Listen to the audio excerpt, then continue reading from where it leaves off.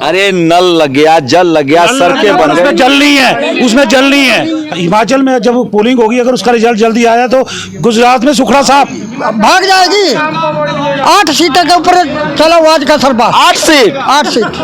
ये गुजरात और बिहार नहीं अनपढ़ है, शराब पिलाया, रोटी खिलाई, वोट दे दिए। जिसने पेपर नहीं दिए पुलिस गए ना, वो पास। हिमाचल में जो पेपर नहीं दिया वो पास हो गया। अरे गुजरात में चोरी करेगा, हिमाचली को क्या पता लगेगा?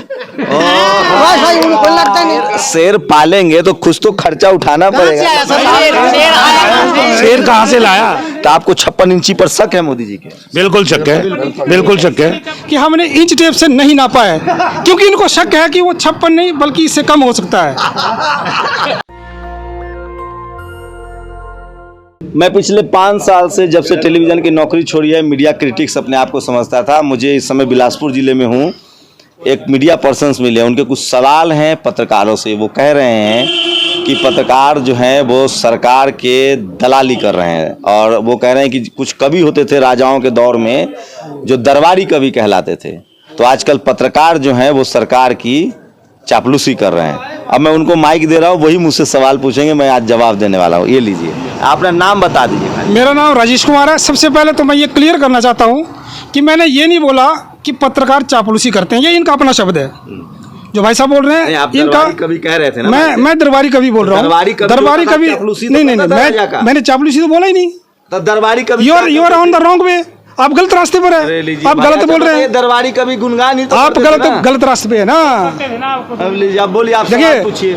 आज मैं सबसे एक मेरा सवाल है कि वैसे वास्तव में पत्रकारिता की परिभाषा आप बताइए लोगों की, पत्रकारिता की परिभाषा क्या होती है? पत्रकारिता का मतलब होता है सच के साथ खड़ा रहना।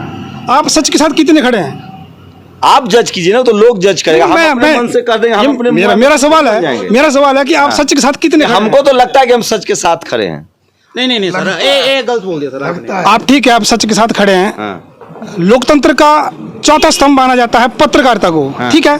तो ये चौथा स्तंभ अपना काम ईमानदारी से कर रहा है या नहीं कर रहा है? आप बताइए, आपको क्यों लग रहा है कि ईमानदारी से काम नहीं कर रहा है? मुझे इसलिए लग रहा है कि जो आप बोल रहे हैं कि आप बोले हर हर मोदी, ठीक है, मैं खुद मोदी का मुरीद हूँ, पर ये शब्द बार बार लोगों से पूछना कहाँ तक न्यायोचित है? आप बताइए। इसके प्रधानमंत्री हैं, ठीक है, फेमस हैं, हम पूरी दुनिया में उनका डंका बजता है। नहीं, हम उनकी इज्जत करते हैं, हम उनकी इज्जत करते हैं, हम उनकी इज्जत करते हैं। इंडिया में डंका क्या इंडिया में नरेंद्र मोदी के पहले प्रधानमंत्री बने इंडिया में? इतना ताकतवर प्रधानमंत्री कोई नहीं था, उससे पहले कोई ताकतवर नहीं था। 56 इंच सुने थे किसी का नाम? 56 इंच कहाँ लगाया? 56 इंच टेप हमारे पास नहीं मिला सर, वो इंच टेप नहीं मिला आज तक। इस बार में 36 से 24 इंच रह जाएगा हिमाचल में। कहते हैं कि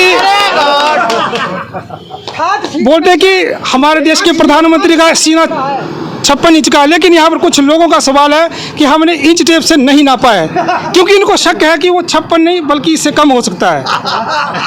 अब मैं अपने पत्रकार बंधु से पूछना चाहूँगा, नेशनल दस्तक के जो हमारे पास यहाँ पर एंकर आए हैं, कि क्या वास्तव में उनको पता है कि 56 इंच का ही है सीना? बताइए आप। एक उनके बारे में कहा जाता है कि मोदी जी एक भी चुनाव नहीं हारे हैं अब तक, जब से वो गुजरात के सीएम बने हैं। उसके बाद 2002 में दंगा हुआ तो अभी चुनाव नहीं हारे हैं। ईवीएम का घोटाला है सारा, ईवीएम का घोटाला है। सुनने एक बच्चा शुरू से लेकर पहली क्लास से पढ़ता है और वो 12वीं कर लेता है और वो कभी फेल नहीं होता। नहीं, क्या उसका सीना 56 इंच का हो जाता है? पता नहीं। ये एक एडजेक्टिव बोलते हैं इसको, जैसे उनको एडजेक्टिव तो कहते हैं लोग, शेर आया, 56 इंच का सीना है, मजबूत प्रधानमंत्री हैं, पाकिस्तान को सबक सिखा के रखा हुआ है। ये मानते हैं कि वो मजबूत प्रधानमंत्री है, पर वो सवाल ये नहीं, आप जनता के सवाल का जवाब दीजिए जो वो पूछ रहे हैं कि हमने नापा नहीं है। वही बात आ गई, नापा नहीं है। आप बताइए, नापा है कि नहीं नापा है? अब बताओ क्या नापने वाला? नहीं, ये मैं तो कह रहा हूँ ना, ये एडजेक्टिव है, ये विशेषण, हिंदी में विशेषण बोलते हैं, अंग्रेजी में एडजेक्टिव है। ये जैसे इनको हम कहें कि बहुत तेज आदमी है, तो तेज नापने का कोई थर्मामीटर थोड़ी है, मतलब इनकी बातचीत से, बोलचाल से। अच्छा, एक सवाल और है मेरा, ये इनके अब लाइए मैं आपको एंकरिंग बताता हूँ। तो देखिए, मैं वही कह रहा हूँ, मैं लगातार वही सवाल पूछ रहा था जो दिल्ली में मीडिया पूछती है, नोएडा मीडिया जिसको हम लोग कहते हैं, जिसको ये लोग गोदी मीडिया और मोदी मीडिया भी कहते हैं, तो आपको 56 इंची पर शक है मोदी जी के? बिल्कुल शक है, बिल्कुल शक है। हमारा कितना होगा? हमारा कितना इंच का है? ये देखिए आपका हमारा 100% है। तो आप लोग इतना नाराज क्यों है बीजेपी से, ये वजह बताइए। बहुत महंगाई कर दी, महंगाई बहुत है, बेरोजगारी, भ्रष्टाचारी, सब कुछ इनके साथ है। पेट्रोल पे इन्होंने विकास किया, सिलेंडर पे इन्होंने विकास किया, डबल रेट पहुंचा दिया सभी जगह, और कोई विकास नहीं दिखा हमें। क्या क्या सिलेंडर जो था 650 का, 600 का आता था, वो 1100 के ऊपर चला गया। ये विकास किया। दालों के रेट जो 60 और 65 रुपए होते थे, वो 130 से ऊपर चले गए। शेर पालेंगे तो कुछ तो खर्चा उठाना पड़ेगा। शेर कहाँ से लाया? ये हिमाचल में शेर, गिर के जंगल। इस बार 8-7 गुजरात में गिर है, गिर के जंगल में शेर होते हैं। शेर पालने से फायदा क्या है? फायदा बताइए ना। शौक से लोग पालता है। किस चीज का शौक है ना सर? हमारे बाप दादा शौक से हाथी नहीं पालते थे जमीन बेच के। पहला प्रधानमंत्री से जितने चक्कर ला रहा हूँ, कोई भी प्रधानमंत्री एक स्टेट में एक चक्कर होने चाहिए। 8 रुपये खर्चे वो कर रहे हैं, गरीबों को ऊपर मार पड़नी नहीं। सब मतलब ज्यादा चुनावी रैली करते रहते हैं। हाँ, ज्यादा दौड़ने की जरूरत नहीं है। जब काम किया है, छक्की की छाती है, 5 साल पहले काम करने की जरूरत होती है। जब इलेक्शन आ जाते तो बार बार दौड़ने का क्या काम है? तो कह रहे हैं कि इस बार हमको जिता दो, नहीं तो हमको कांग्रेस वाला काम नहीं करने देगा। कांग्रेस वाले का काम 70 साल हो गया कर दिया है ना। 10 साल हिमाचल प्रदेश में हमने बीजेपी की सरकार देखी। जब आप पुलिस भर्ती हुई तो सब लोग से सारे डुप्लीकेट लिया से लाइटे 25-25 लाख लेने से जो पढ़े लिखे थे किनारे रहे। करप्शन बढ़ गया बीजेपी के राज में सबसे ज्यादा वो नौकरी के ऊपर कटौला। मोदी जी तो कहते हैं ना खाऊंगा ना खाने दूंगा। मोदी देता है गुजरात में, हल्ला पड़ता है हिमाचल में। क्या कहें? अरे गुजरात में चोरी करेगा हिमाचली को क्या पता लगेगा? भाई उनको लगता नहीं। बात यहाँ पर जो भी है ना काम है। पास कैसे हो गया? जिसने पेपर नहीं दिए पुलिस के ना, वो पास। हिमाचल में जो पेपर नहीं दिया वो पास हो गया। बाद में रिजल्ट कैंसिल कर दिया। तो सरकारी नौकरी तो मिली, किसको मिली? कैंसिल हो गया। गुजरात में तो पुलिस की नौकरी भी कॉन्ट्रैक्ट पर है, ठेका पर है। हिमाचल में तो अभी कैंसिल हो गए। जब इधर 1 साल पहले दूसरा नंबर पे है पढ़ाई में। कौन? पढ़ाई में हिमाचल प्रदेश अनपढ़ के बाद दूसरा। हाँ, ये अनपढ़ नहीं है। ये मैं मान गया, ये मैं मान गया। ये गुजरात और बिहार नहीं अनपढ़ है। शराब पिलाया, रोटी खिलाई, वोट दे दिए। यहाँ पर सब कमाने वाले अपने मजबूती से काम करते खेतों में और मजबूत से वोट देते, जो काम करेगा नेता। ये केरल के बाद सबसे ज्यादा शिक्षित हिमाचल है। टॉप है। और इसीलिए आप बीजेपी को भगाएंगे? नहीं भगाना, ये 5 साल बाद देंगे ना। ये भी नहीं करेंगे तो भी जाने दो, ये तीन मानते नहीं। ये कहना इनका कि जैसे केरल के ज्यादा लोग पढ़े लिखे हैं, सबसे ज्यादा लिटरेसी है, तो वहाँ बीजेपी नहीं है। अब हिमाचल में दूसरे नंबर पर, तो यहाँ भी बीजेपी जाएगी, भाग जाएगी।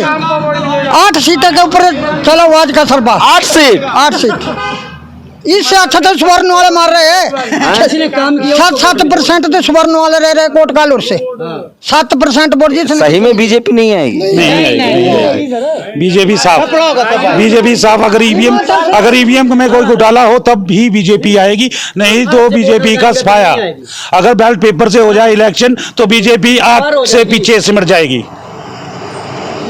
वो अनुराग ठाकुर तो कह रहे हैं कि उस दिन तो बस को धक्का लगा रहे थे बेचारे। अनुराग ठाकुर को आज नुक्कड़ सभा करनी पड़ रही है और राष्ट्रीय अध्यक्ष जेपी नड्डा जी को भी नुक्कड़ सभा करनी पड़ रही है। अगर उन्होंने काम किया होता तो उनको नुक्कड़ सभा नहीं करनी पड़ती।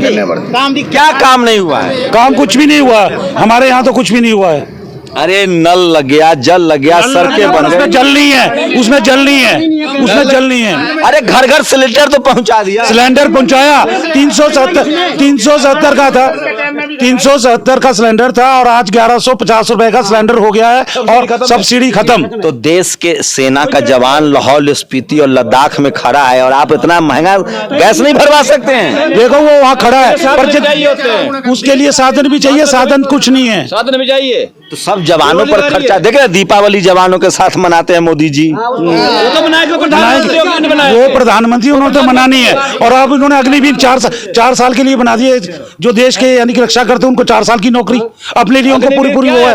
क्या है अग्निवीर? कुछ भी नहीं। जब कोरोना टाइम में मोदी जी ने बताया था कि मोमबत्ती बुझा लो, मोबाइल की लाइट जलाओ, रात को लाइट बंद कर दो। रात के समय क्या लाइट अंधेरे घर होते हैं, जिनके कोई मरते हैं उनके घर अंधेरे होते हैं। चलिए, तो इसी से अंदाजा लगाइए, आप लोग सबसे ज्यादा होशियार हैं, अंदाजा लगाइए कि हिमाचल में क्या होगा 8 दिसंबर को। मैं बार बार कह रहा हूं कि बड़ा कनेक्शन है इस बात में कि हिमाचल में चुनाव होगा 12 नवंबर को, गुजरात में चुनाव होगा 1 दिसंबर को और 5 दिसंबर को, और नतीजे आएंगे दोनों जगह 8 दिसंबर को।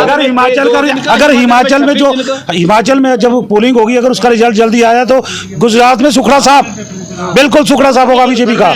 इसीलिए इन्होंने रिजल्ट इकट्ठे निकालना है, इनको डर है। खेला हो गया तो ये खेला हो गया तो गुजरात में सुखड़ा साफ हो जाएगा। यहाँ खेल हो गया इस बार, तो यहाँ खेला होगा। कांग्रेस पूर्ण बहुमत में आएगी। मोदी जी चुनाव हारते नहीं हैं। ईवीएम का घोटाला होगा तभी नहीं हारेंगे। अपना नहीं हारता से, अपना चुनाव नहीं हारेगा मोदी कभी नहीं, पर पब्लिक का चुनाव तो भाई माथा टेकने पर अपना नहीं हारेगा। नहीं, पब्लिक हार जाएगी। पब्लिक हरा देती है दूसरों को, कैसे क्या करने का डंडे बैठे रहना पड़े। हिमाचल प्रदेश में अगर सरकार ने काम किए तो होते, काम किए होते तो प्रधानमंत्री को 10 रैलियां करने की जरूरत न पड़ती। हिमाचल में प्रधानमंत्री तो एक प्रधान जो ग्राम पंचायत का प्रधान है वो उसको भी 3 महीने तक अपने गांव में जाके। चलिए, ये थी हिमाचल की जनता की राय। आपकी क्या राय है? आप लोग अपनी प्रतिक्रिया जरूर दीजिए। शंभू कुमार सिंह, नेशनल दस्तक, बिलासपुर, हिमाचल। नेशनल दस्तक की आपसे गुजारिश है कि अगर इसको बचाना चाहते हैं तो नेशनल दस्तक को सब्सक्राइब करने के लिए रेड कलर के सब्सक्राइब बटन को दबाएं, फिर बेल आइकन की घंटी दबाएं। नेशनल दस्तक को बचाने के लिए बहुत जरूरी है कि हर खबर को शेयर करें, लाइक करें, कमेंट जरूर करें।